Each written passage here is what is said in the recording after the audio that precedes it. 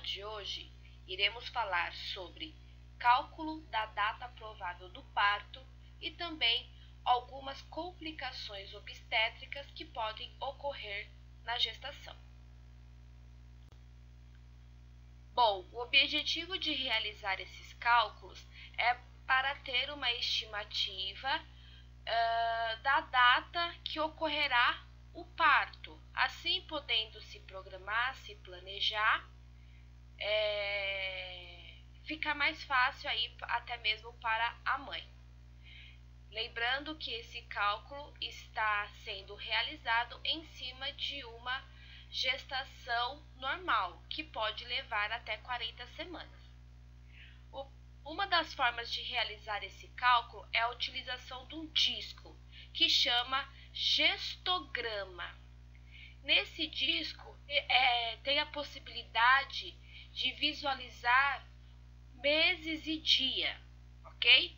Então, nós colocamos a seta no primeiro dia da última menstruação, né? Automaticamente, o próprio disco tem uma seta oposta que já vai nos indicar qual será a data do parto.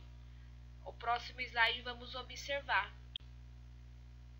Vejam só, então aqui nós temos esse gestograma, certo? E aqui tá, indique com a flecha a última menstruação. Então aqui temos a última menstruação.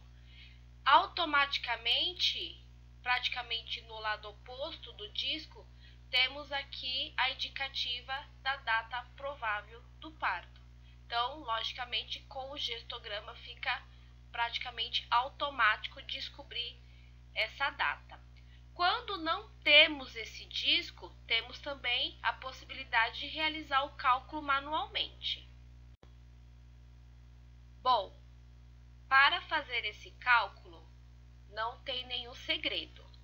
Primeira coisa que iremos fazer é colher a data da última menstruação. Então, o primeiro dia da última menstruação. No primeiro exemplo, nós temos aqui a data 13 de setembro de 2008, certo? Muito bem. Nós vamos pegar o dia, no caso 13, e vamos somar mais 7. Então, 13 mais 7 é igual a 20. Então, o dia da data provável do parto já sabemos que será próximo ao dia 20, ok? O mês, nós iremos fazer da seguinte forma. Vamos pegar o mês da data da última menstruação e somar mais 9, certo? Porém, aqui, pessoal, a gente tem que se atentar ao quê? Somando 9 com mais 9, nós vamos ultrapassar o número 12, concorda? E nós temos apenas 12 meses no ano. Então, nesse caso, nós temos que se atentar a isso, tá? Então, vamos fazer juntos. Então, 9, vamos somar mais 9 meses aqui em cima do mês de setembro. Então, setembro, outubro, novembro, dezembro, janeiro, fevereiro, março, abril, maio e junho. Então, será mês 6, que é o mês de junho, ok? Como também fizemos a passagem do ano, temos que se atentar também a corrigir de 2008 para 2009, ok? O outro exemplo aqui, nós temos quando nós ultrapassamos o dia, o número de dia, no caso de 30 dias do mês, tá certo? Então, veja só, nesse último exemplo aqui, que a data da última menstruação é 27 de janeiro de 2004.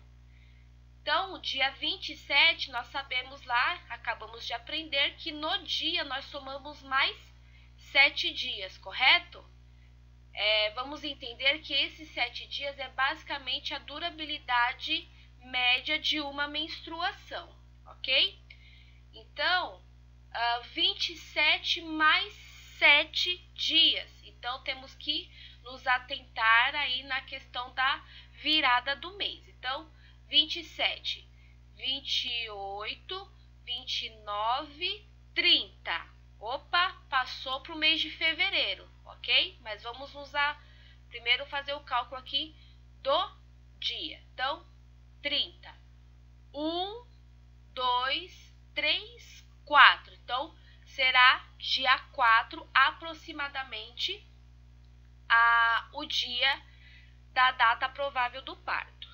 Agora, no mês, nós não podemos esquecer que nós viramos o mês na hora de calcular o dia. Então, automaticamente aqui eu também acrescento um mês a mais. Do que eu somar mais 9 meses, eu somo mais 10, né? Então, janeiro mais 10 seria o quê? Mês 11. Então, mês 11, certo? E o ano não mudou porque não teve aí passagem de ano no decorrer, 2004.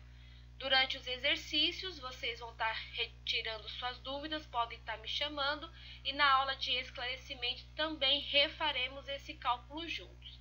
Mas podem estar me chamando para estar esclarecendo essa dúvida, ok? Vamos falar de algumas complicações obstétricas que podem ocorrer durante a gestação. A primeira que iremos falar é sobre placenta prévia. Então, placenta prévia nada mais é que a implantação da placenta no colo do útero, certo? No colo do útero ou perto do mesmo. Então, nós sabemos que o colo do útero é aquela parte inferior, né? Onde, na verdade, existe um orifício ali que dá acesso ao útero, ok? Que durante a gestação se forma um tampão nesse colo do útero para que ele fique fechadinho e não aconteça nenhum imprevisto aí, nenhum extravasamento durante a gestação.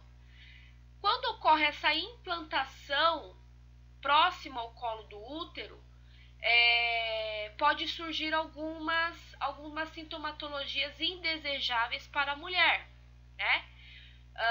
O colo do útero está totalmente coberto por conta da implantação dessa placenta, né?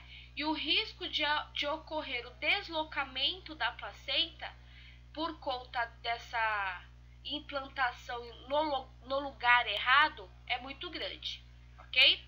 Então, os sintomas que podem aparecer é uma hemorragia repentina, né? Podendo acontecer até do meio para o final da gestação, podendo se tornar uma hemorragia abundante, com grande quantidade de cor vermelho vivo, né? Podendo trazer aí uma hipovolemia para essa gestante, tá? O exame que pode nos guiar, né, para o diagnóstico de placenta prévia é a ecografia, que é uma espécie de ultrassom que avalia o bebê, a placenta, as condições do útero, né, para que podemos definir se é uma placenta prévia ou se houve o desprendimento da placenta prematuramente, que é uma complicação também grave. O tratamento, se a hemorragia for abundante, vai exigir transfusões sanguíneas, ok?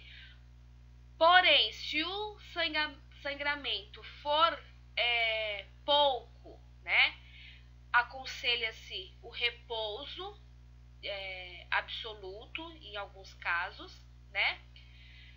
Se esse sangramento for melhorando a cada dia, a mulher pode ter alta, porém sempre ficar atenta ao surgimento de novos episódios de sangramento, tá? E quando já tem esse diagnóstico durante a gestação, muito provável que o parto dela será uma cesariana, tá? Com horário, agenda, dia marcado, porque a chance de haver um desprendimento da placenta prematuramente é quase certo, né? E sabendo que esse desprendimento de placenta pode trazer risco para a mãe e risco para o feto, impedindo aí fornecimento de nutrientes e oxigênio para o feto, então já se aconselha fazer a cesariana. Aqui temos uma imagem do que seria uma placenta prévia total e parcial. Na primeira imagem a gente observa todo o colo do útero fechado, vamos dizer assim, né, recoberto por essa implantação, né, da placenta, né? E na imagem ao lado nós observamos ela parcialmente, ok?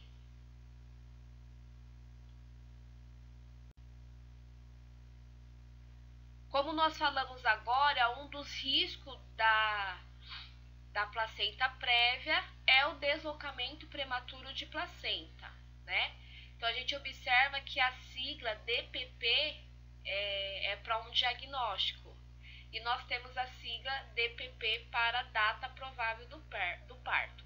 Então a gente tem que se atentar em todo o contexto ali do que está sendo visto para não confundir as siglas, ok? Bom, então o deslocamento é a separação da placenta do útero, né? Podendo ocorrer durante a gestação, mais ou menos ali durante o 5º mês. E esse deslocamento pode trazer problemas gravíssimos para a mãe e para o bebê, né? Logicamente que a quantidade desse deslocamento, né, também vai definir aí quais as consequências e sintomas que pode ocorrer. Pode ser um deslocamento mínimo de milímetros, porém pode acontecer a sua totalidade, né? Então aquela questão de problemas de dificuldade de fornecer oxigênio, nutrientes para o feto, hemorragias graves para a mãe, são uma das complicações que pode ocorrer aí na DPP. A causa, não existe uma causa específica, ainda não tem como saber alguma causa, né, específica para ocorrer a DPP, porém em alguns casos observa-se a existência da pressão alta por parte da gestante, né, a hipertensão, né? Porém, não necessariamente todas as hipertensas vão ter a DPP, ok?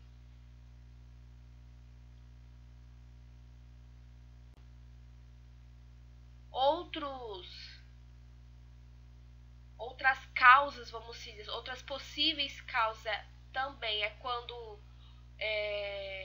existe o cordão umbilical curto, né? Então, muitas das vezes na hora do próprio desenvolvimento do feto, onde ele passa a se mexer com mais frequência, pode ocorrer esse deslocamento.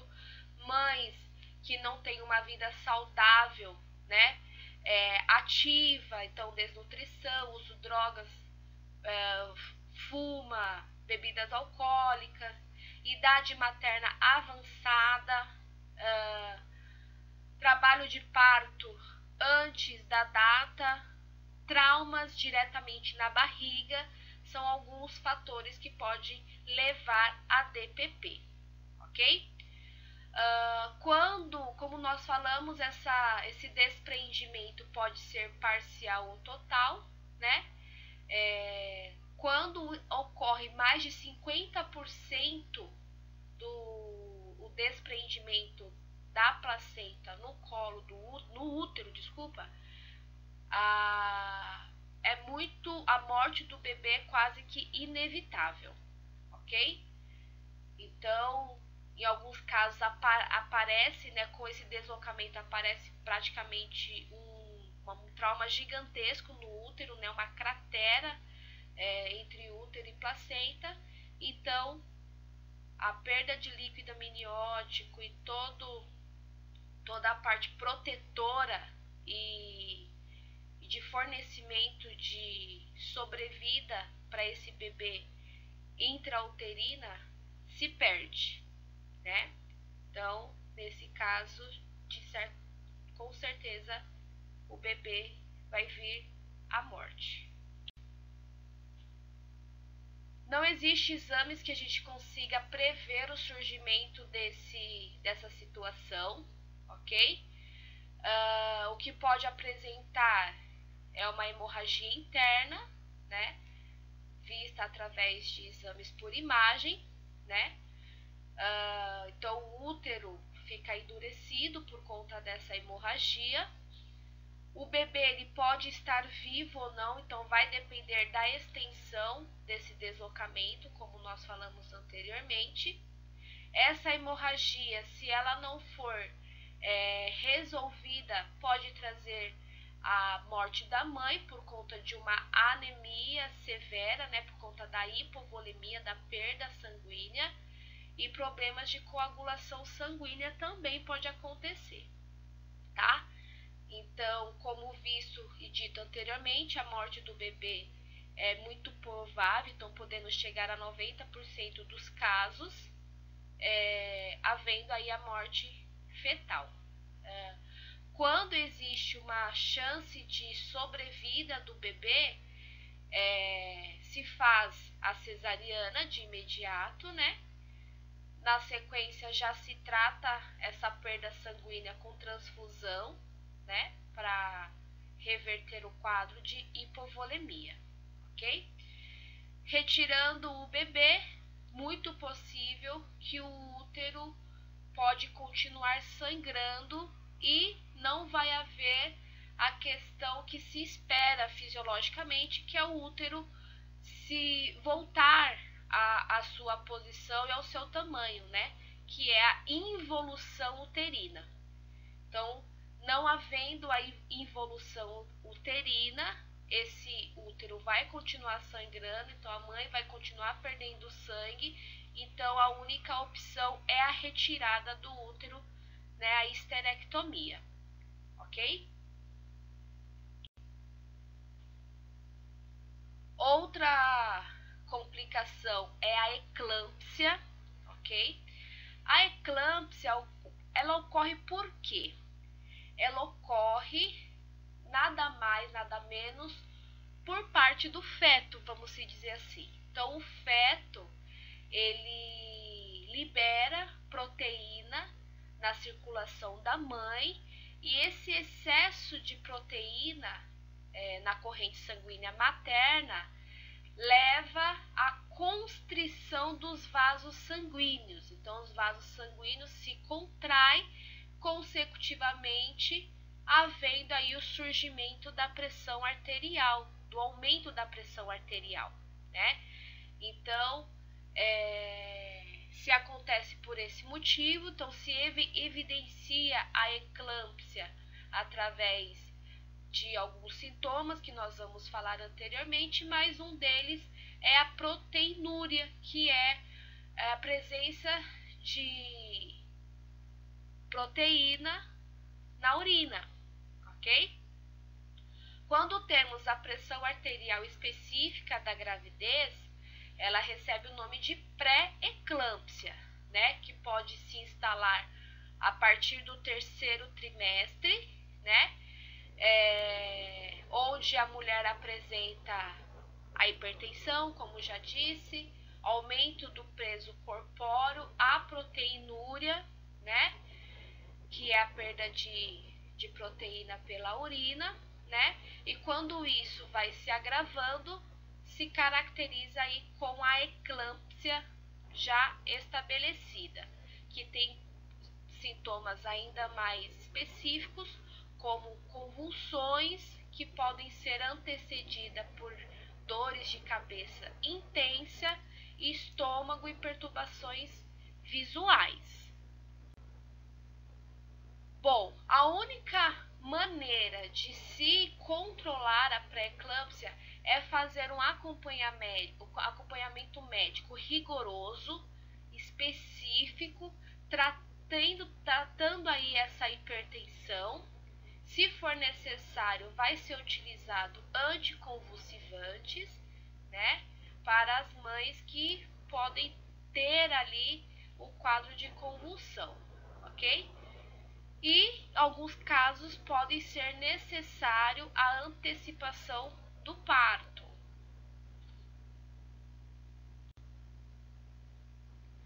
Aqui nós temos umas orientações do quais as condutas que podem ser adotadas mediante o quadro que a mãe estiver apresentando. Então veja só, pré-eclâmpsia leve com feto a termo. Feto a termo quer dizer um feto maduro que já está pronto para nascer. Então interrompe-se a gestação, induz o parto se possível. Pré-eclâmpsia leve com feto prematuro. Se solicita o repouso, controla a pressão arterial, avalia-se o feto periodicamente, fazendo exames seriados, que são exames para avaliar os sais presentes na corrente sanguínea, dentre eles a proteína que nós falamos anteriormente, tá?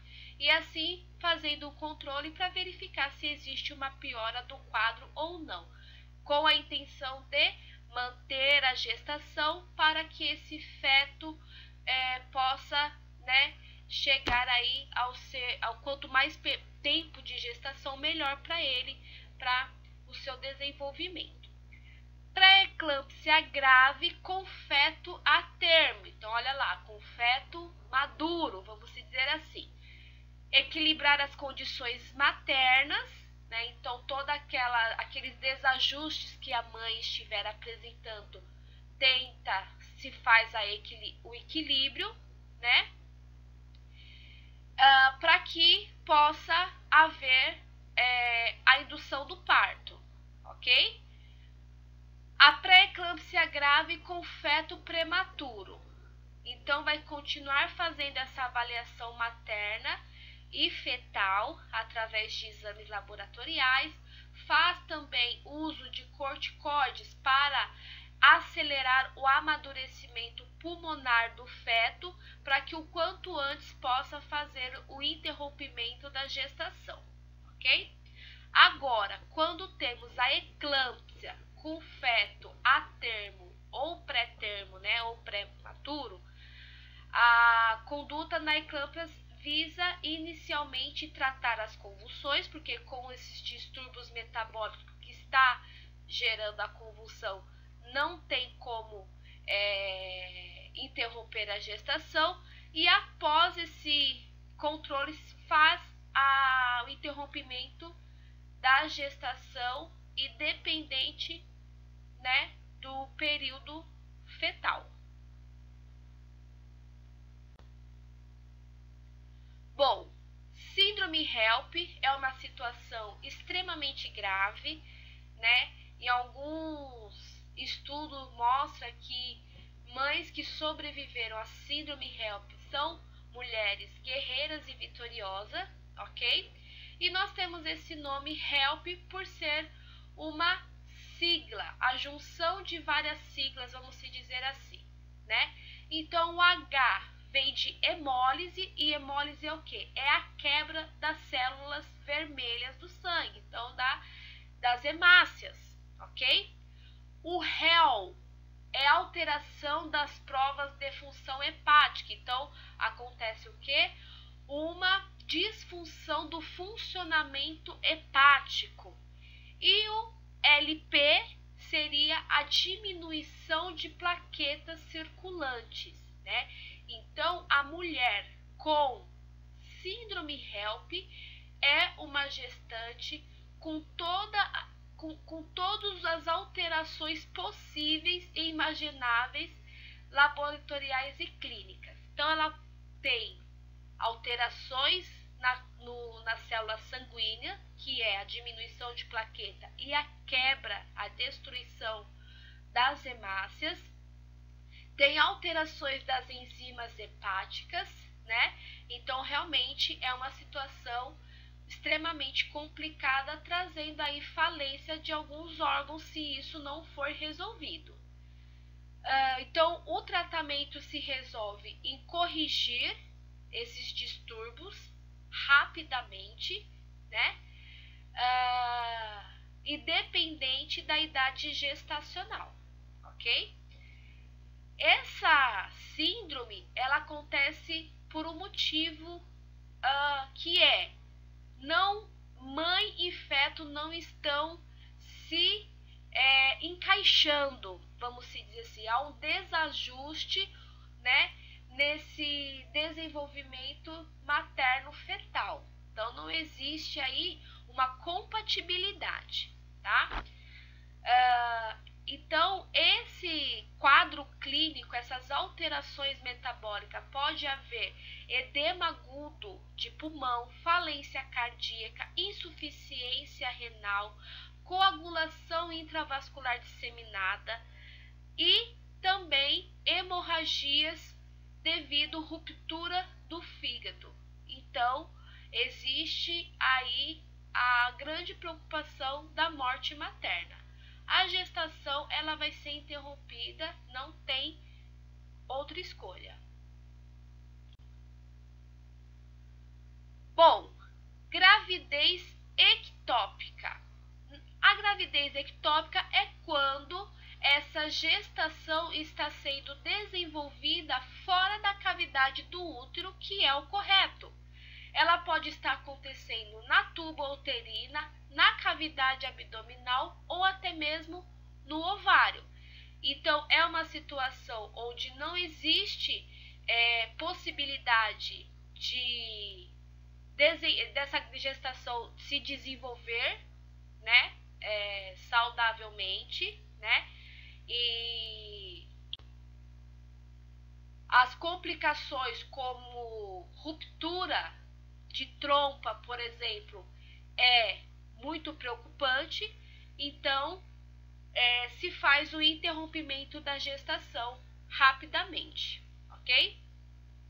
Alguns fatores predisponentes pode ser a aderência de tuba uterina, salpingite, que é a inflamação das tubas uterinas, anomalias congênitas, gravidez ectópicas prévias, então outros episódios dessa gravidez, uso do DIU e os abortos induzidos. Os sinais e sintomas são dores intensas, abdominais, cólicas intensas, sangramento vaginal que não se assemelha à menstruação, náuseas, vômitos e desmaio. E o tratamento, ele é cirúrgico, que é a retirada do concepto. Esse tratamento, além de ser a interrupção de uma gestação, pode ser também uma esterilidade, caso for necessário tirar uma trompa, e talvez essa mulher tenha apenas uma trompa funcionante, né? Então, dependendo do histórico clínico dessa gestante, pode ser até o fim de uma reprodução futura. Os cuidados de enfermagem, independente, nós estamos falando aí de algumas complicações obstétricas, mas sempre vai se basear no quadro clínico que a mulher vai estar apresentando, né, como qualquer outra patologia. Então, os cuidados clínicos para essas complicações, aferição de sinais vitais, preparo pré-operatório quando a cirurgia for indicada, observar o volume e o aspecto do sangramento, observando a coloração desse sangramento e a quantidade desse sangramento.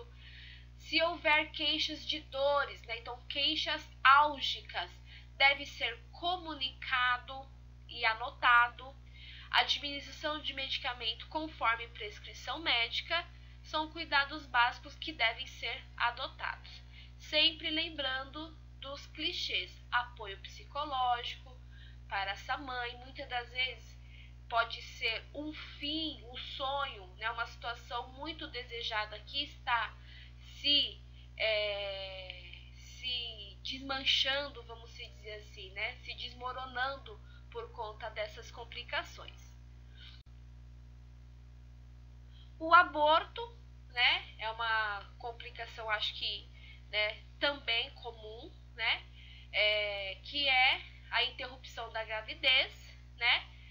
Sabemos que pode ser de forma natural, porém pode ser também provocado, né. Então se considera-se aborto a interrupção da gestação antes de um período que pudesse ter possibilidade de vida do feto extrauterino, né? Então, aborto se considera até as suas 22 semanas de gestação, né? Então, quando de forma natural não tem exatamente uma causa específica, né? Mas anomalias cromossomiais, né? Quando o próprio feto não tem, já existe uma possível malformação, né?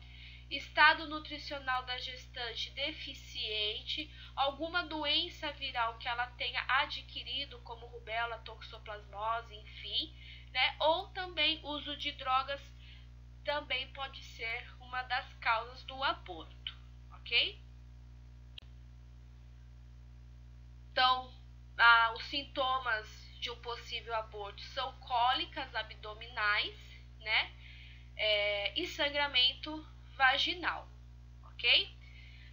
Podendo ter complicações, que é quando esse sangramento é extremamente abundante, ok?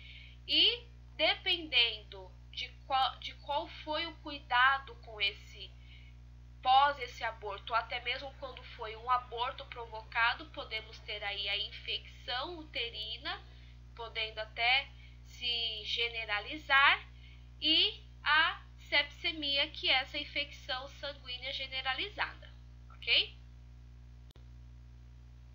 Aqui, olha, os cuidados de enfermagem se repetindo, né?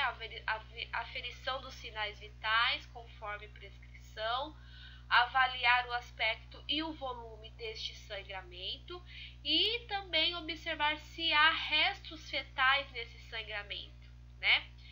Preparo pré-operatório se for necessário realizar a curetagem, né, para remoção dos restos desta gestação. Preparo para exames de imagem, exames laboratoriais também vai ser necessário quando for solicitado, ok? Então, os cuidados de enfermagem, ele, como foi dito, ele vai ser baseado nas possibilidades dos sintomas que podem surgir e se agravar e também no quadro clínico que a gestante estiver apresentando.